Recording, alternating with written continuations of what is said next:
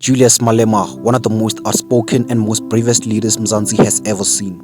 But with all his skills, he still got massive problems stopping him from becoming president or taking EFF to the top. Today, let's break down all these troubles from illegal immigrants, EFF drama, alleged funders to mafia links. Let's start off with illegal immigrants, the issue that damaged Malema's image. For years, Malema was about Pan-Africanism, Africa for Africans.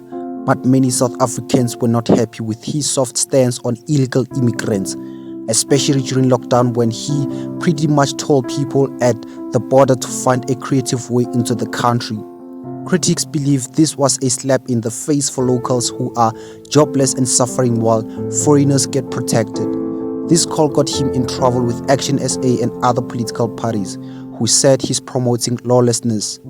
Even if Parliament said he didn't break the rules, South Africans made up their minds. Many don't trust him anymore and feel he puts outsiders before locals. If Malema ever wanted to become the president, this issue alone could be his biggest stumbling block. Now, let's talk about why Malema might want foreigners. The rumor about business and funders. Here is where the street stories get hot. Some people believe Malema needs illegal immigrants because his alleged funders run business that depend on them. There's a lot of talk about Adriano Mazzotti, a businessman in cigarette business, allegedly backing the EFF. People say Mazzotti benefits from borders not being too tight to keep his RG cigarettes moving across Limpopo into South Africa, allegedly with help from some politicians. Mazzotti has denied owning Malema's mansion in Hyde Park, but the rumors never die. And these stories make many wonder who is really calling the shots in the EFF. Let's talk about Stellenbosch Mafias. Is it true or just a hype? Another rumor is that so-called Stellenbosch Mafias, rich business people, mostly white capital, hiding in wine farms, are secretly funding Malema. Some claim his fancy lifestyle is being held by shadowy trusts. However, there's little proof. Most reports show these mafias mainly back parties like ANC and DA, giving big donations while the EFF doesn't get much. So, for now, this story is more rumor than a fact. But some political insiders swear there's something fishy with all the millions floating around. Let's talk about Malema's problems with his mouth. No PR, just brutally honest. One big reason Malema gets in trouble, he doesn't know how to give a proper PR answer. When Operation Dudula came out fighting against foreigners, Malema just called them thugs and drunkard, small boys, without holding back.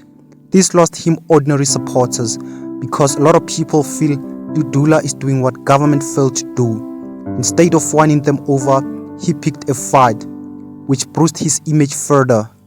When he clapped at top cop Mkhwanazi, whom he once supported, it confused people. 1 minute you support him, next minute you want him in front of committee, and people felt betrayed. Here is another big problem. Disputes inside the EFF, losing key people. Let's talk about the EFF itself. People like Ndlozi and Fort Shivambu, his closest allies from day one, have left or distanced themselves after major disputes. The way Malema handled Ndlozi's suspension and the party drama made it look like he is no longer able to keep the family tight. Now Malema holds all power and responsibility alone, which is not easy. Many say this splits inside the EFF makes it weaker. Mafia cartel stories, the Cat VIP and Malema's family. Another hot rumor is that Malema's wife uses Cat VIP protection, suspected by some to be linked to criminal cartels. Truth is, there was no solid proof there, but because of Malema's many enemies and dangerous circles he moves in, these whispers don't stop. So far, no public evidence links Malema himself to criminal gangs, but in politics, allegations alone can hurt you. Malema's boldness in his power, but also his poison. He always says what's on his mind, never scared, whether he's in parliament, a taxi rank, or press conference. But in politics, sometimes you need to keep quiet or spin things a bit, and Malema refuses.